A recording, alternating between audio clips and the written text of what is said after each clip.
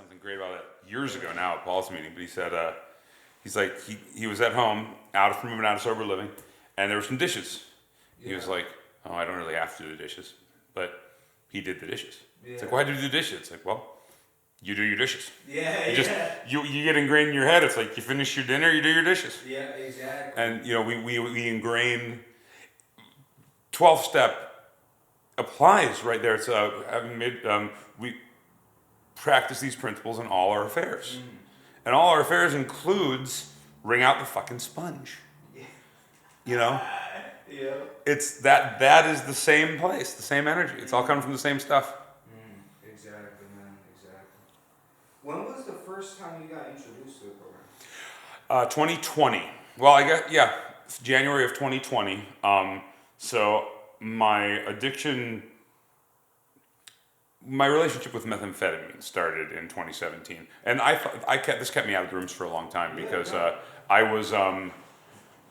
didn't find meth until I was in the second year of my grad school. I was 33. Okay. 2017. So it was 32. I'd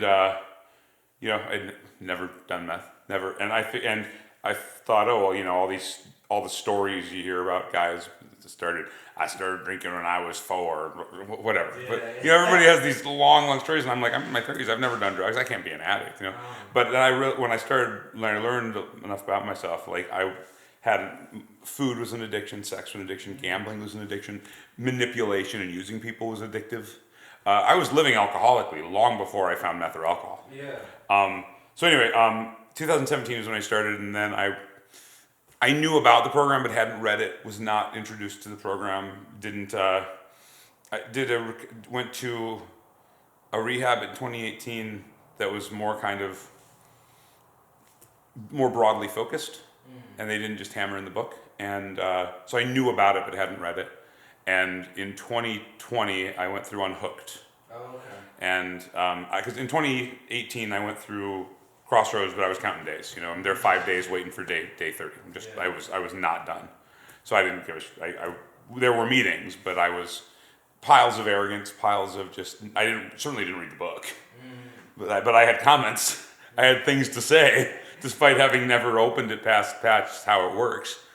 But then went through Unhooked, and Craig came in with the meeting, and I saw somebody just alive with something, and it was just like, dude, this guy's, you're happy to be here. Plus, he was another gay meth head, and there was a level of comfort for me at that point. And he said, "Have you worked the program?" I'm like, "I know about it."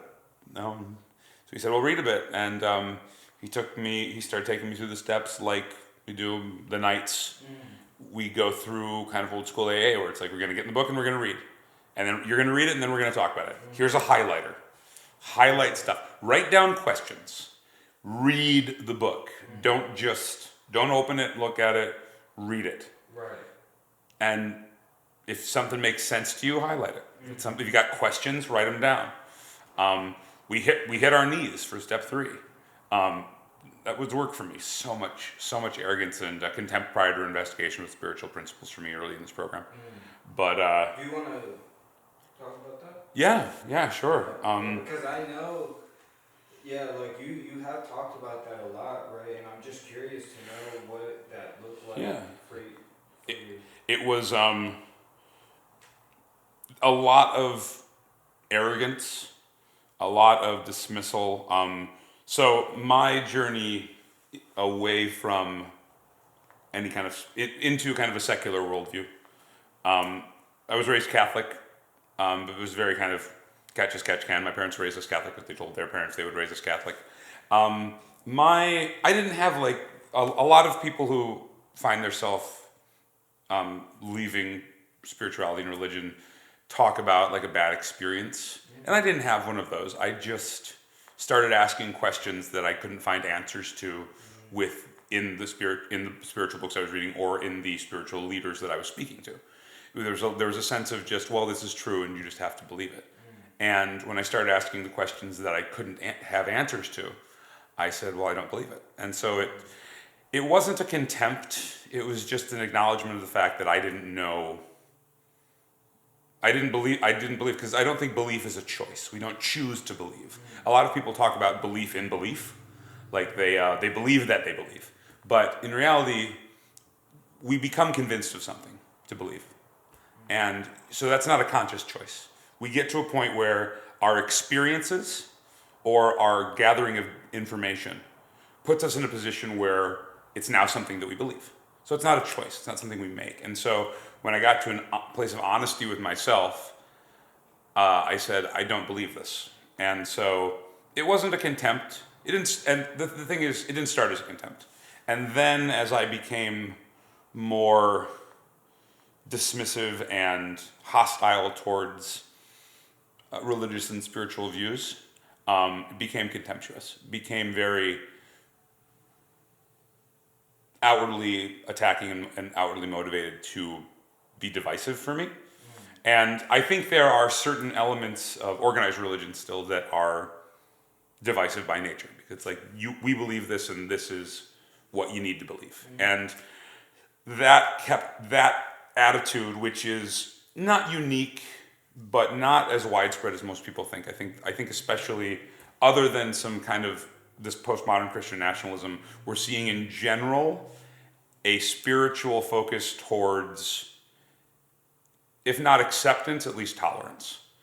And in programs specifically, not only does Bill make it really clear in the book, but the working practice of these principles is that my faith is mine and your faith is yours, and anything else is just wallowing in ego and self, and certainly getting outside of the principles. It's like, well, this is what God is. That's an incomplete sentence. This is what God is to me is a complete sentence. We necessarily have a personal God in this program. And for a lot of people in program, a lot of my friends in program, it's Christ. For a lot of people I know in program, it's something less specific. If I don't know where I fall, I'd have said confidently, without hesitation, that I'm not a Christian. I don't know, even a year ago. If we're talking about the New Testament specifically, especially the Gospels, that message is spot on. It's right where my worldview as a humanist and as a moralist come from. This idea that service before self. We are necessarily part of the whole. Like there's no us, there's no me and them, it's us. And that's the message almost universally in the Gospels. And there's some things where you can make them say whatever you want if you want to be divisive. Right. But the message in the Gospels for me is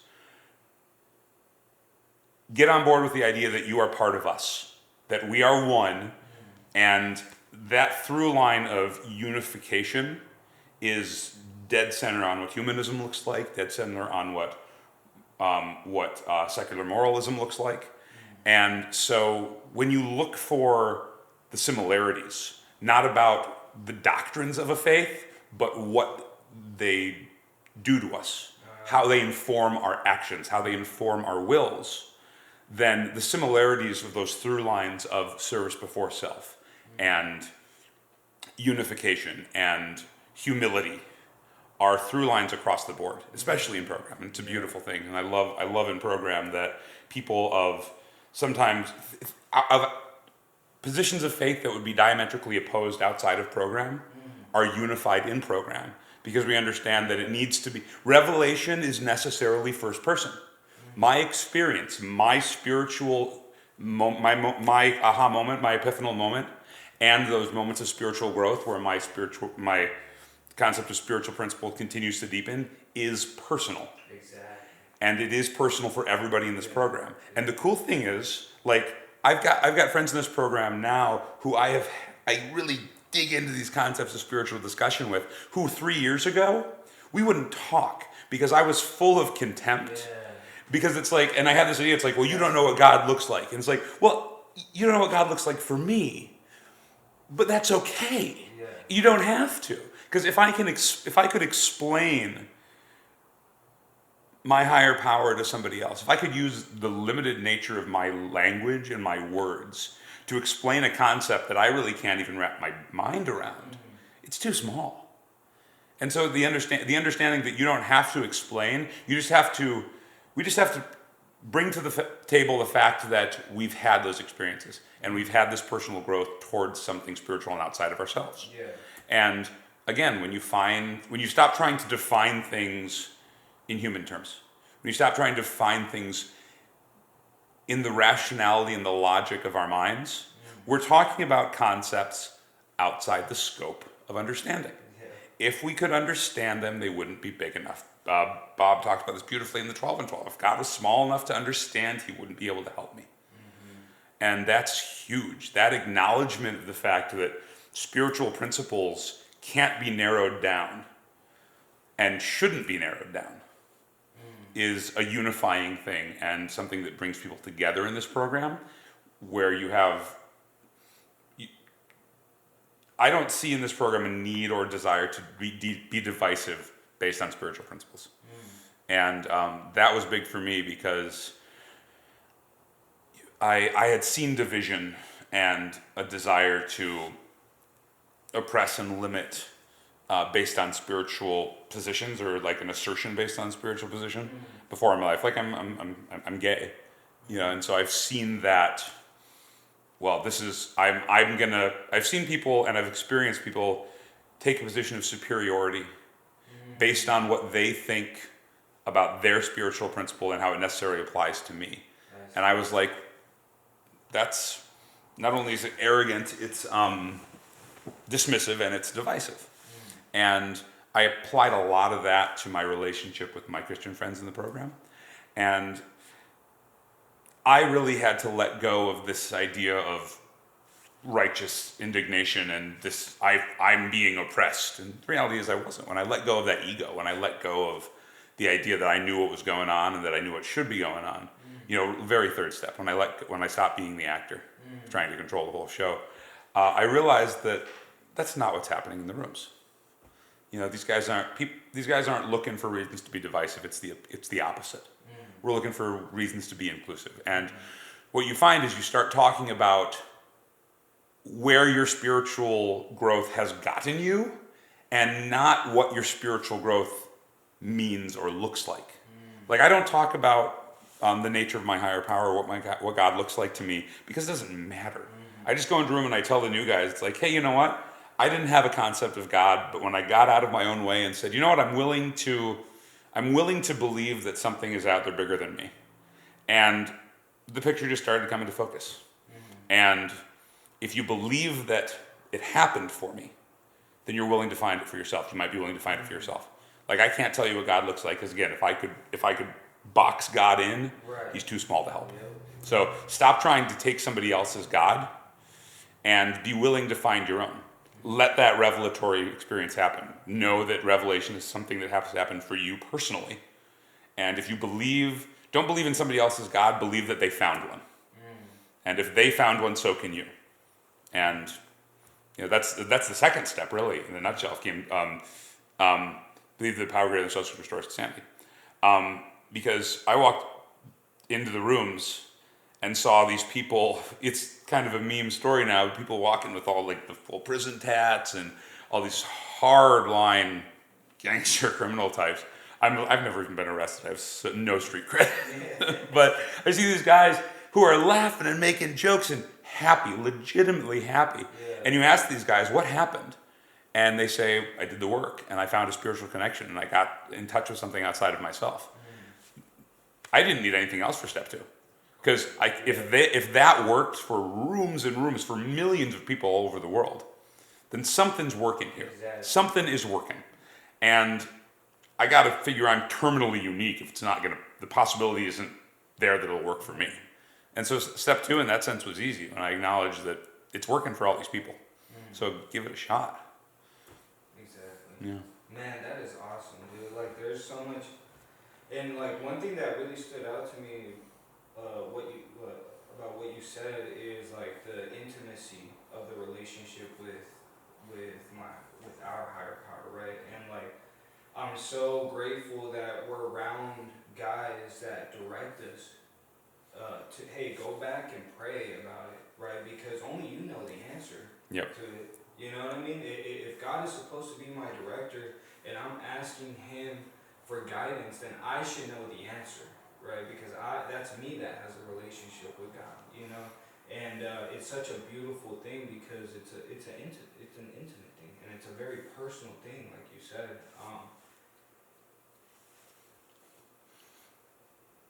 God doesn't like only I know the way that God communicates with me, you know, and so I should know the answers if I have a strong enough relationship with Him, you know. So what is the biggest struggle that you've come across in your sobriety, and how did that look like? The biggest struggle during the whole thing was clearly this contemporary investigation of spiritual principles. That was the big nut I needed to crack. Oh, okay. I needed to let go of the idea that the God language was vague and ultimately filler, but the real meat of the program was the other stuff, was the work. And the reality is I tried to do that for a long time. In 2020, I was sober for 19 months. Sober, I wasn't using. And the reality is I spent a lot of that time in other vices, but I wasn't getting high. And so, you know, my relationship with food was no better. My sex relationship was toxic. But I wasn't getting high. And so I figured, okay, that's the marker. Because I thought that this is a program of sobriety. Yeah. This is not a program of sobriety. This is a program of spiritual freedom. And sobriety is a signing bonus.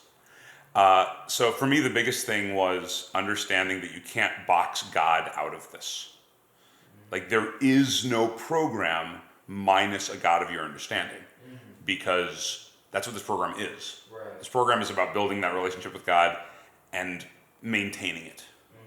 And if you're boxing God out of this, I mean, you're saving a bunch of money in a currency that doesn't exist anymore. You know, you're saving Russian rupees. Yeah. You know, it's like, hey, I got all this money. Great. What the heck can you spend it on?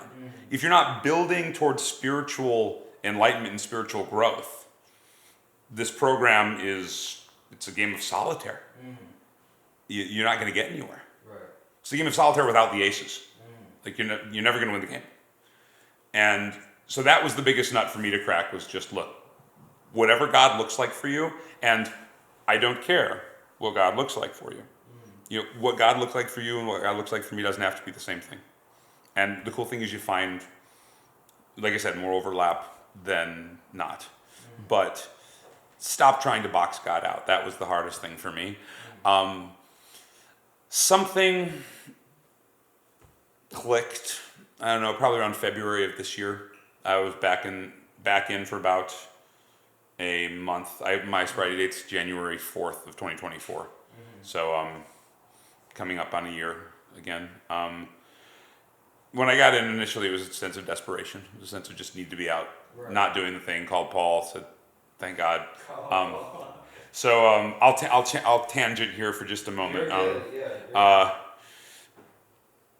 I'll come back to this. But after about a month back in the room, something clicked. I had some kind of an epiphany, some kind of moment of an understanding of something. My perspective fundamentally shifted. And the fear or the uncertainty just melted away. It wasn't there anymore. You know, I didn't go into the room saying, how am I going to get time like this guy? Like, you know, when I remember talking to guys like Nick or John Jones or Kevin Gill, and be like, how am I these guys have years, decades, some of these guys. Yeah, how does that work? And at some point, something just changed where I realized they're doing the same work I'm doing. They're just doing it. Maybe if I just do it. And like I said, I don't know what changed. I stopped trying to quantify the change, because God's ineffable. My relationship with a higher power is unquantifiable. It's something I have to experience. And I just said, I'm going to start experiencing it. And from that moment, growth started happening. Incremental, and slowly but consistently. So it just, something was different. And what I realized, what felt like the change was, is that I was not burdened by arrogance about spirituality, dismissive about other people's notions of faith, because it wasn't helpful to my program. It didn't help keep me sober. In fact, the opposite. It created resentment, and it created division and isolation and a sense of superiority. And superiority is just a future resentment. You're building this idea that, well, I can put up with what they're doing, it's fine. Because there's contempt. There's contempt in that. And when I let go of the contempt of my fellows, I started seeing the growth they had personally, and started seeking it for myself. That was a big change. One of the things that I think was a motivating factor, we talk about God shots a lot in this program, and a lot of them just, a real God shot. I didn't like the language for a long time. It felt like, okay, this is every coincidence a God shot? Yes. If you change your way of thinking, then yes. Because if we're getting in touch with this ineffable something outside of ourselves, then those moments of clarity, those moments of seeing a reflection of something, we can't understand the picture. But every now and then we get a little notion of understanding, a little nugget of connection. And how do you just write it off as a coincidence? How many times does it take before you just say, okay, something's out there? There was a moment, I think, in early February when this clicked for me, because I called Paul January 3rd of 2024. I had just gotten very, very high on meth. And I called him and said, I can't do this anymore. I'm gonna die. I'm gonna die. I don't know what to do. And Paul was getting on a plane 12 hours from then to fly to Cuba for a mission trip. I remember this. And I'm still high. I'm high now. Paul's like, his houses, he said, you got to come in clean. He says, I've got a bed at Pecos. Can you pass CUA? I said, Paul, I'm high now. I'm high now. I don't have any drugs, but I'm high. I'm really high now. And it could have been so easy and so reasonable and so totally acceptable for Paul to just say, call me when I'm back in town on Tuesday. Go to detox if you need to, call CBI, do what you need to do. If Paul had done that, I'd be dead. I was already trying, I'm not a downer, I'm a meth guy, but I was looking for heroin. I was looking for fentanyl and not to get high. I was planning on ODing. Paul was God intervening. God intervened through Paul Garcia that day. And it took me a month to realize how beyond my ability to control or see that circumstance, everything would have been appropriate for everybody else's response to say, when you get clean and call us. Yeah. And I'd have been dead. I'd have been dead. I have no doubts that I would have been dead. And if that's not something bigger than me, I can't call that luck or coincidence and feel good about calling it that. Yeah. Like, I can't be like, oh, that was lucky. How far can I diminish the grace of that circumstance by calling it luck? Yeah. This comes back to a concept that was really, really important for me, and this is another thing that really got me into the spiritual notion. Concepts of prayer specifically, because I thought for a long time, and I've made this argument before when I was trying to be like proselytizing atheism, which is hilarious but embarrassing now to think about. So if there's a plan, then prayer is useless, because if it's part of the plan and you pray for something, you're getting it anyway. If it's not part of the plan, it doesn't matter how much you pray for it. You're not going to get it. It's not part of the plan. And so my argument was prayer is useless. The reality is, in that context, intercessory prayer, like prayer for a specific outcome, arguably isn't valuable, but that's not how we're taught to pray in this program. We're not taught to pray for outcomes or goals. We are taught to pray for serenity, for acceptance, because there are two options. Either there is a plan that I am too small to see, or it's chaos. In either case, my obligation does not change. If there's a plan that I'm too small to see, I have to pray for acceptance and serenity in the moment. If it's chaos, I have to pray for acceptance and serenity in the moment. Because regardless, if I am anything other than the best version of myself,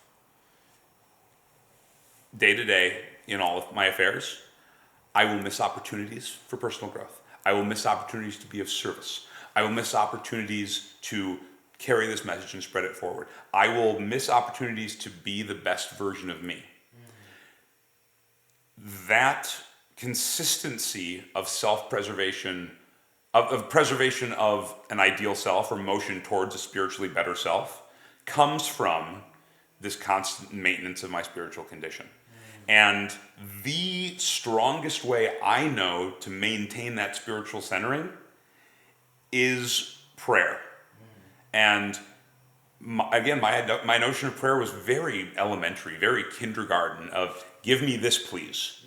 That's prayer through arrogance and ego and desire. And we ask, now my prayer is modeled in give me serenity in the circumstances. Allow me to accept that the opportunities presented to me are where they need to be when they need to be there. Let me be the best version of myself. Give me acceptance of these circumstances. Because it's the only way I'm going to stay centered. Because if I pray for things and I don't get them, I'm setting up resentment opportunities. If I pray for things and I do get them, now I think I'm a prayer machine. Now I think my prayers are special. If God is everything or nothing, God is either everything or nothing. And if God is everything, you don't need to be praying for goals. You don't need to be looking for, give me this job, give me this girl, give me this, this raise. I really need this raise. Pray, put me where I need to be. Give me the peace of mind. Give me serenity in the moment. Allow me to be of service to somebody else, because then we can be service of myself. Exactly. Allow me to have the continuing self-awareness to see when I'm falling short of my best self. There's this wonderful moment that you and I had a few weeks ago in the restaurant where we show up at the restaurant and we don't know exactly how many people there are going to be and what, and I was so mad because and the justification is for me, it's rude to the restaurant, and I'm just stewing in this self-important, indulgent, why isn't everybody else as mad as I am? And God bless you, you said, dude, you're spilling it out on all of us. Reel that in, find some peace. And it took me a moment, but I got to say, wow, you're right. And in that moment, I was like, well, one of my big defects of character is feeling justified in being indignant when I think I'm right. We step on the toes of our fellows and retaliate, they hear us seemingly without provocation. We find invariably that we've made decisions based on self that have put us in a position to be hurt. So I'm in this situation being mad about the circumstances, not helpfully, putting out this negative vibe for all my friends in the room, and because I think I'm right. And I don't understand why everybody else isn't mad. So actor scenario, so third step. And you call me out.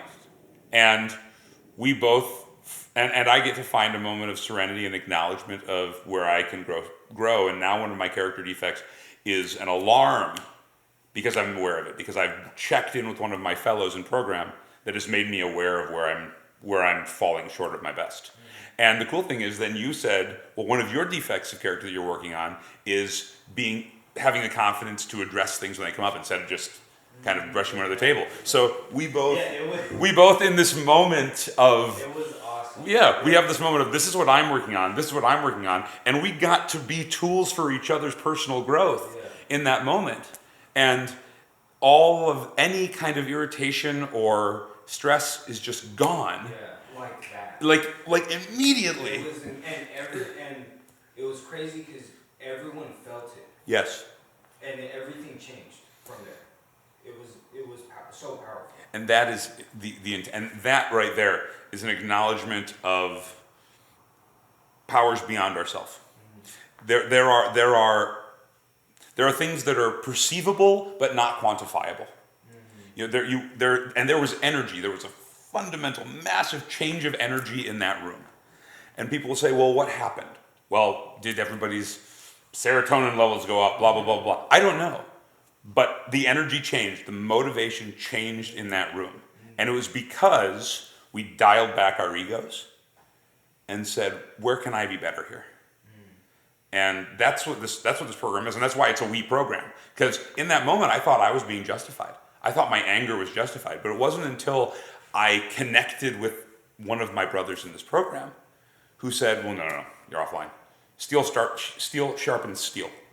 We only get sharper if we reach out of the program. So you can be working a really good program, but it's moments like that where we have the strength to call out our fellows and the courage to let go of ego and acknowledge when we have an opportunity to grow." It was such a cool moment. I've been thinking about it for weeks. Yeah, no, me too, man. Me too. It was very powerful. Like, you have no idea. Like, you kept telling me how much I helped you. No, like, you have no idea how much that helped me. You know, like, it was, and so it was just a beautiful moment overall, man. And like, that's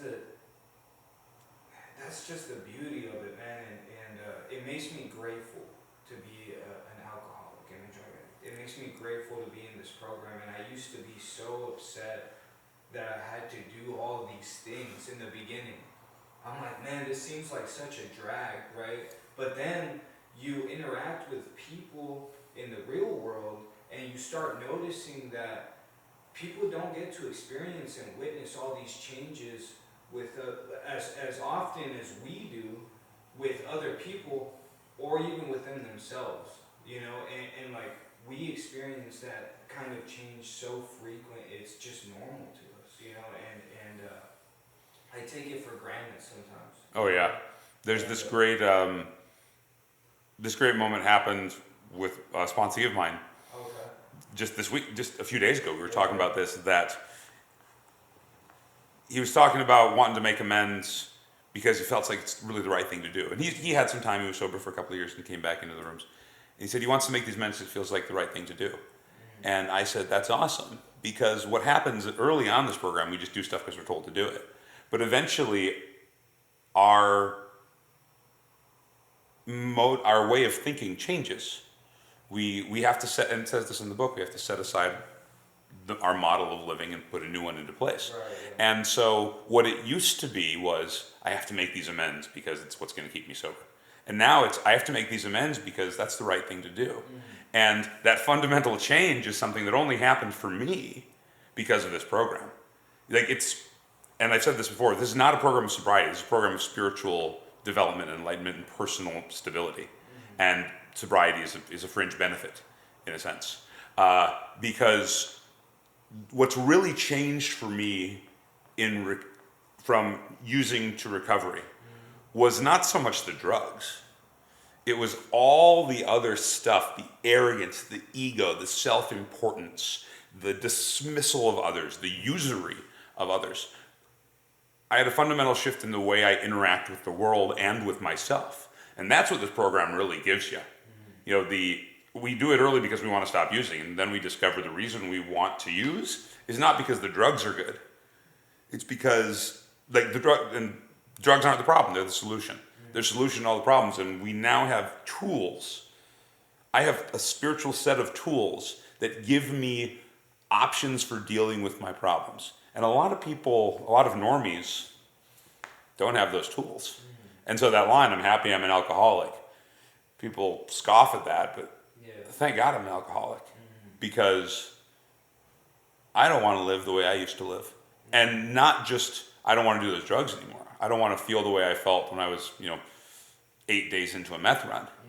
I don't want to feel so maladjusted to life that I can't walk into a room Exactly. without feeling dis-ease. That I can't feel constantly out of place. And I don't have to do that anymore because I have a new set of tools. I have a toolbox now. That's what this program gives you. The entire psychic change, man. Yeah. And it's so funny that you mentioned that because a couple of weeks ago I went through I was in a situation where like just for the sake of the conversation, like one of my family members is kind of struggling right now, and it's a very close family member, right? And so anyways, I'm sitting across, like I'm having a heart to heart conversation with this guy, and I'm sitting across the table from this guy that doesn't know how to love himself, this guy that doesn't know how to be there for his family, this guy that feels like the world is falling on the weight of the world is falling on his shoulders and doesn't know what to do, this guy that only thinks about himself and his outcomes, this guy that only thinks about his fear and what other people think about him, right? And it just seemed so far away from what I knew for that moment. And I was like, holy shit. Like, I first-handedly experienced, I was like, damn, I have experienced an entire psychic change. And it's so trippy because I'm like, dude, I used to think like that. Exactly. Yeah, we Like, see I it in really others, used to think like that. and we can't But can't rationalize how we could have thought that way. Exactly, and it was just insane. Like that's a psychic change, man, and that's what this program offers. Well, it's. I think we have moments of realization that it has happened in those kind of epiphanal moments. But I think for most people, it's like they talk in the back of the book. These spiritual educations of the spiritual growths of the educational variety. And so I couldn't pinpoint when it changed. Like we talked about, kind of sometime in February, something had changed. I couldn't pinpoint when, but I knew that it had, because I thought about my old way of thinking. I'm like, well, that's terrible. I can't do that anymore. And I was like, well, wait a minute. Wouldn't that used to be fun? And suddenly, the things that are fun aren't fun anymore. The things that inspire or motivate aren't inspirational or motivational anymore, because we've experienced that psychic change. We've fundamentally changed how we think about both the world and ourselves. Exactly. Man. What is one of the biggest inspirations that you've received in your journey, and how has it affected you? Whether it was something you read or something that somebody said to you. Oh man, there's just so many gems. I know. Here's the thing: you have all of Maybe the most these. recent one, I don't know. You have all of these little. It's amazing. Time takes time. It works if you work. There's all these little one-liners. Yeah. They're so cliche, but they're cliche because they keep getting said because they work so well. Right. Probably what I talked a little bit more about the nature of prayer and what the point is, at least not acceptance, its goals. The sound bite that really hit me was prayer is useless if you're trying to change the world with it. Prayer is necessary if you're trying to change yourself. And that really hit me because it's like, so we're not praying for the world to change. I'm praying for myself to change, because the world is my perception of it. So if I change, my world's going to change. So by praying I'm praying to align myself with the world, to align myself with God's plan. And that was the biggest, that's been the biggest thing for me, is an acknowledgement that I'm not trying to, I can't move God to me. I have to move myself to God. And the only way I'm going to do that is by removing myself from the equation. Out with ego, in with God. Somebody said something like that vaguely, and it really inspired me, this notion of, I didn't know how to let God in. People talk about the God-shaped hole. And like, well, I don't feel hollow. Why do I not have room for God to come in? And well, there's another 3-letter word that is that's completely filling me, and it's ego. And if I'm so full of ego, there's no room for God. And so I had to get rid of the ego. I had to get the ego out of the way. And it wasn't, I have to find God. Like, it's the nature of grace. Grace isn't contingent. This connection, this relationship is not contingent on God's will. It's contingent on mine. Because there's some great stuff in this in Acts and in Timothy about the nature of grace, and that it's there. It is there when we're ready to seek it. And so we have to align ourselves externally, not look for things to move to us. And so, stop trying to box God into your concept. Be willing to let go of self. And in the absence of ego, now there's a vacuum. There's a vacuum in us. And now you've got room for God. How did ego look like for you? Or how does it? It's the opposite. I know you're very knowledgeable. Ego is the opposite of God. I think that's a great soundbite in program. But ego is really, I love that language. I just thought of it now. Ego is the opposite of God. Because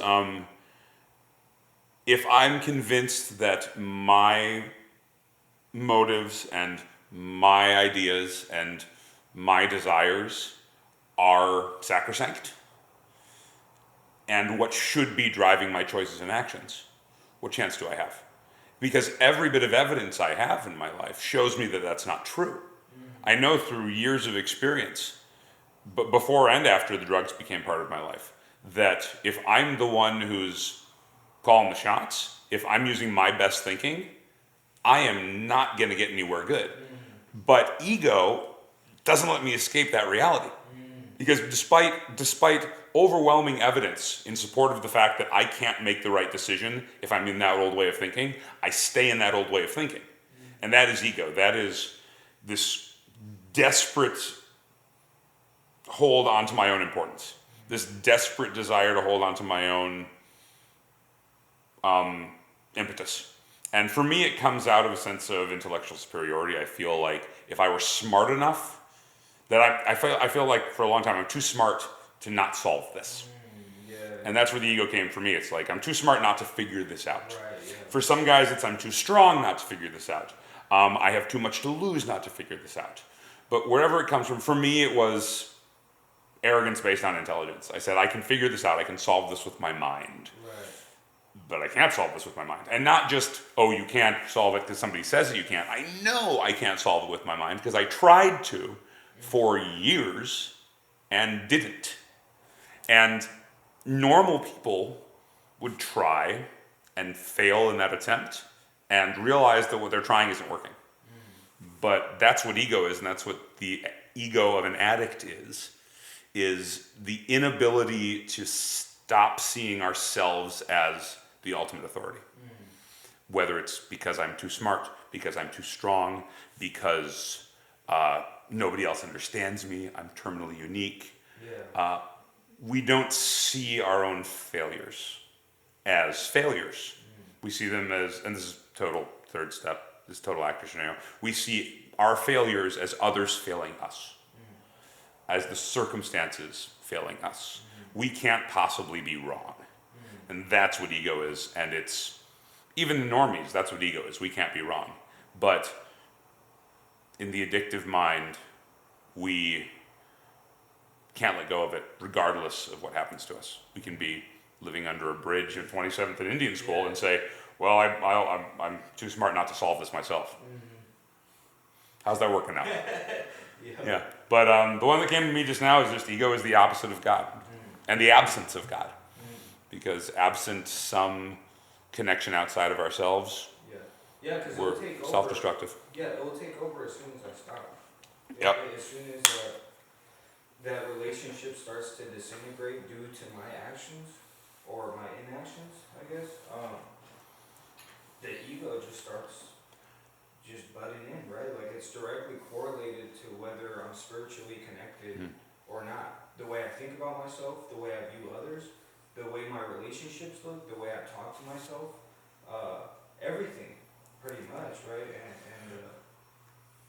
And that inner voice is my ego, right? So am I feeding God or am I feeding the ego?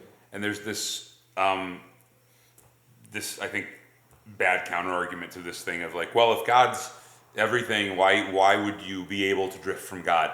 And I think it's fundamentally flawed because we're appealing to a power beyond ourselves and beyond our understanding, and then say, well, it's not working. That must be the problem. I love this analogy. I don't remember who made it to me. I'd love to give them credit for it. It's like we're a black and white 1960s television, and God is sending a 64 HD signal. It's like it's not the signal's fault that we're trying to work with old technology. The limiting factor is not the power source. It's the hardware. And that's what this is. This is about retooling the hardware. This is about putting an HD card in an old television. And when I stop playing in HD, it's like, oh, I'm not getting the signal anymore. It's not the signal's fault. The signal doesn't stop. The relationship, grace is not contingent. God's grace is not contingent on His actions. It's contingent on my desires to maintain a connection. And so people say, well, why did God fail me? It's like, God didn't fail you. You stopped doing the work. It's like it's right there on page 60 or 59, between 59 and 61. We've invariably made decisions in the past. We made decisions based on self that put us in a position to be hurt. Like I can without exception trace back spiritual deficiencies and spiritual gaps in my program to my choices. It's not the power source. God's not the problem. And that's being willing to let go of your ego. It's like if God's if you think God's the problem, you're doing it wrong. Yeah. Right, exactly. Man, that I love talking about that too, especially when I know people are reading like Eckhart Tolle or Michael Singer. Yeah, Singer and Tolle, great stuff. Yeah. The Power of Now and a New Earth. Read the Four Agreements. There's a great, I think C.S. Lewis said this. He said he lives in the Bible but vacations widely in other literature. And I love that. Read. My advice, especially to new guys in the program, is read. Read the big book. It's not a sacred text, but read some sacred text. Yeah. Even if you're not Christian, read the Bible. There's great stuff, especially the Gospels. Get into the Gospels, get into Acts, get into Timothy. There's some really good stuff in the Bible, especially the New Testament.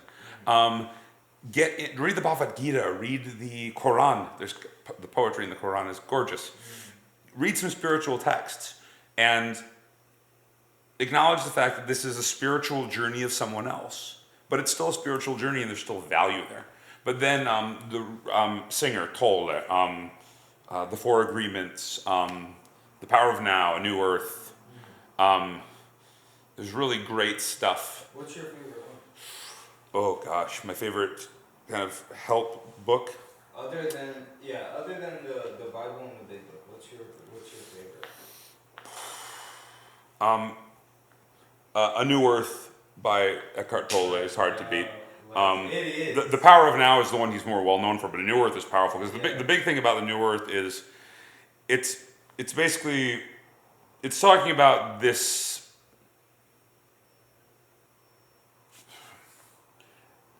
Like our separation from ourself, there's like the separation from ego and the kind of pilot role sometimes we play in our own existence, and just the nature of it's the start of the book. Just read the book, read A New Earth. It's fantastic. The first thing he talks about is that there was at one point a flower that was just beautiful to be beautiful.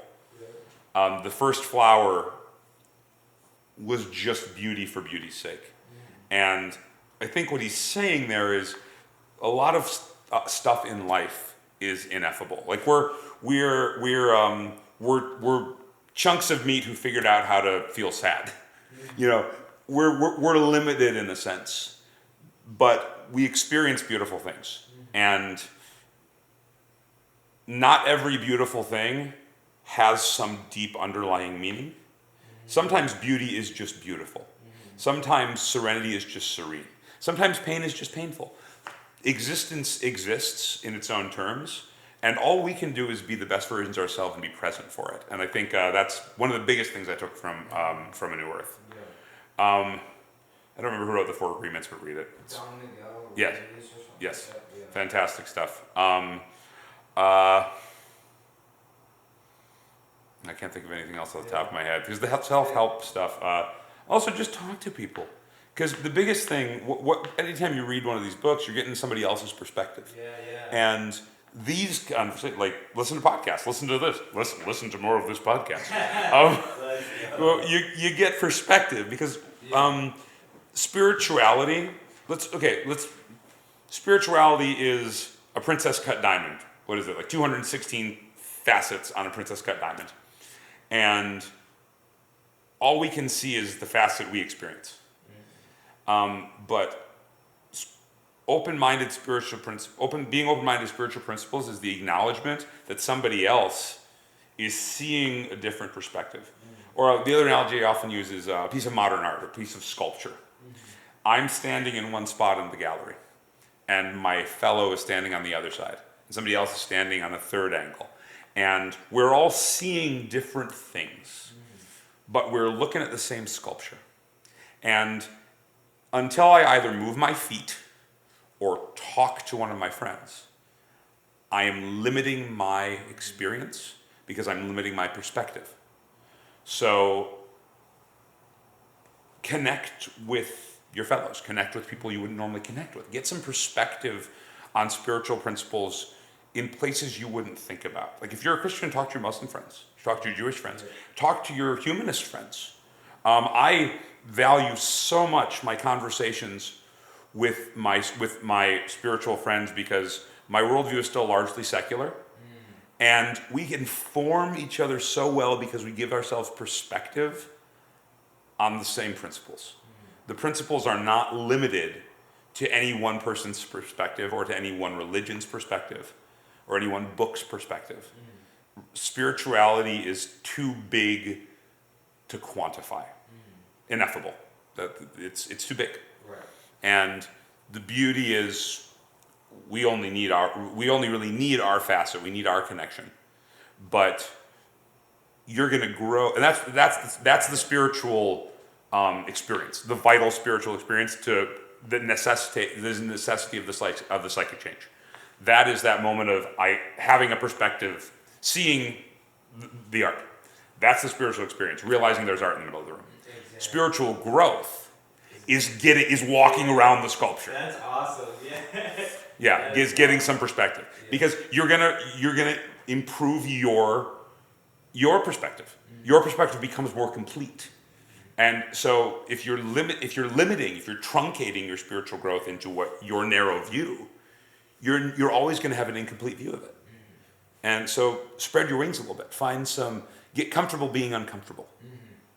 Yeah, and David Hume, wonderful philosopher, David Hume, suggested that it's important to, on occasion, take off the coat of your most cherished beliefs, the things that you hold central, hang them on the rack, and examine them apart from yourself.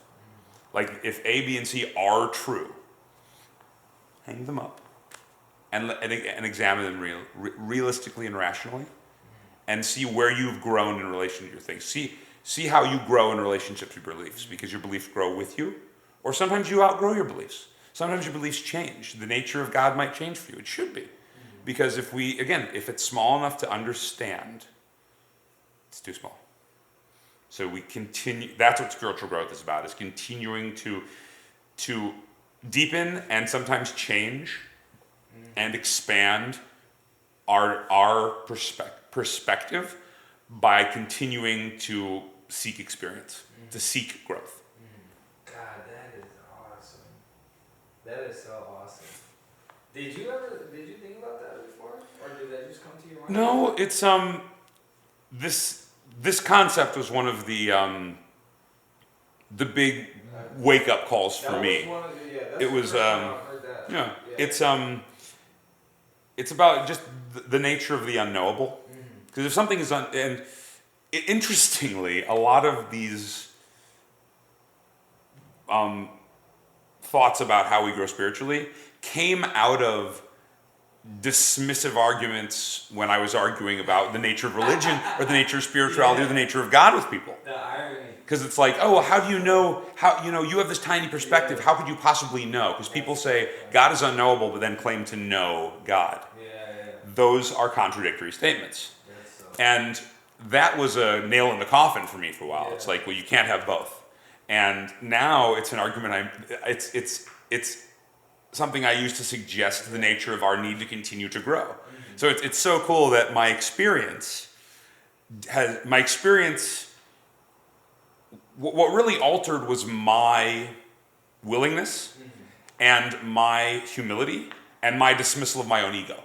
Because my experience there, like these things that used to be kind of things I would use to try to trap people into a corner with their spiritual beliefs, are now things that I use to help myself grow with them. So your experiences don't change. Your ability to process them outside of your own ego and your own desires is what changes. So you grow, and then your experiences inform you better. Man, that is beautiful. And that's so funny too, man, the way it all works. When I think about where I was 2 years ago, 3 years ago, like the word God was not coming up in conversation without me being like, so let's be clear, this is what I think I mean by it. And there was so much bristling antagonism, and I got to experience that. Yeah. I got to witness it, witness your experience with it, and it's such an awesome thing. And this is what I'm talking about, like this is awesome, and this is why I just want to share it with people, like this is, and I appreciate you doing this with me as well, man. Oh, it's a joy to be here. I was humbled by the request. Yeah, of course, man. And I think it's without trying desperately not to introduce ego into the thought of it, I think it's really important for people who are coming into this program or exploring these concepts of spirituality and spiritual growth who don't have this kind of personal preconceived connection. Because let's call it what it is. A lot of people in this program who don't have a Christian mindset, or who don't have a Judeo-Christian mindset, or people who don't have a religiously affiliated mindset, have problems because they see what everybody else has and what they don't.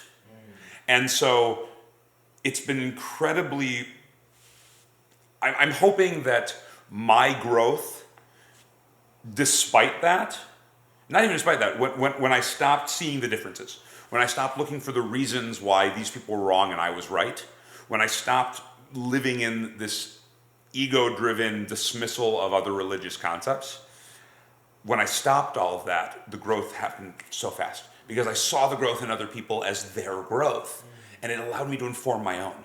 And so I'm really hoping that if anybody listening is having challenges with that, let go of this idea that it needs to be this way or that way, that it needs to be A or B.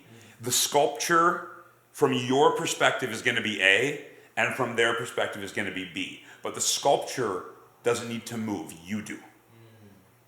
Just be willing to accept the fact that somebody else's perspective can still inform yours. It can improve your information. And so let go of the arrogance, let go of the ego, and just be willing to see growth in other people and let it reflect in you.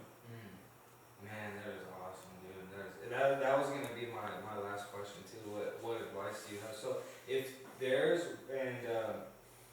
is there anything you feel like we left out that's heavy on your heart that you want to share about or talk about before we end? If you're doing the work, especially if you're new in the work, do the work. Just do the work, because it's just I'll drop one of these for the thing. Just fucking do it. Because if you come in and half-ass this, and you do half measures avail us nothing. It's a great line because it's true. If you try halfway and then it doesn't work, you're like, well, it didn't work. Well, you didn't try. Put the same effort that you put into scoring your next hit into the work of this program. And just not because it's like, oh, if you try, meeting makers make it, and it works if you work it. It's true to an extent. If your boots on the ground doing the work, something's gonna change. And take suggestion. It's not a coincidence that if you go into a meeting with a bunch, like the Knights are a great example. You walk into the Knights, like the retreat's happening right now, and I'm sorry I can't be there. I love those guys. Yeah. It's a joy. If you're a Knight and you're not going to a retreat, go to the retreat. But you walk into that room and you say, how did you get 26 years? I got a sponsor, I did the work. How did you get 26 years? I got a sponsor, I did the work. I got a sponsor, I did the work. I got a sponsor, I did the work. If people keep telling you that, do it. Yeah. Because here's the thing, if it doesn't work for you, then you're not going to know until you work it. Like you can't, no amount of perception about it or what you think might happen if you do the work is going to inform whether or not it'll work. Do it. Like if you don't know if a pen works, you pick it up and try to write with it. You can't say it doesn't work until you try the program. And this is arguably kind of contested and controversial, but a lot of people get funneled into the room after they do some work for a while, learn that they're not really addicts or alcoholics. We can't, and I'm not saying we say it. You have to classify yourself. Some 19-year-old who had one too many drinks and they put him into AA and he finds out he's not an alcoholic. I don't care. I don't care at all. Even if you're not, there's nothing but good things that will come out of the work in this book. Like, I feel bad for normies sometimes because steps 1 through 3 are desperation and you need to understand that you can't do this by yourself and you have to have help. 10, 11, and 12 are just maintenance of the work we do. 4 through 9 is psychotherapy. 4 through 9 is, I have stuff I need to make amends for. I have stuff that I can't let go of. I have stuff that kind of affects the way I deal with myself in the world. It's therapy. 4 through 9 is therapy. So if you have an opportunity, you're early in this program, it's therapy. It's free therapy. Get a therapist too. Get a therapist. There's no shame in the therapy game.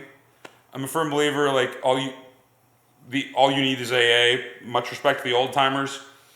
Get it. Go to meetings, but get a therapist. But 4 through 9 is self-therapy. It's letting go of the burdens of your past, making amends, acknowledging where we are not always at our best, and instead of just saying, well, I'm not going to do that anymore, we acknowledge that they're now kind of warning signs. Like if I find myself anyway, I'll keep it kind of broader here.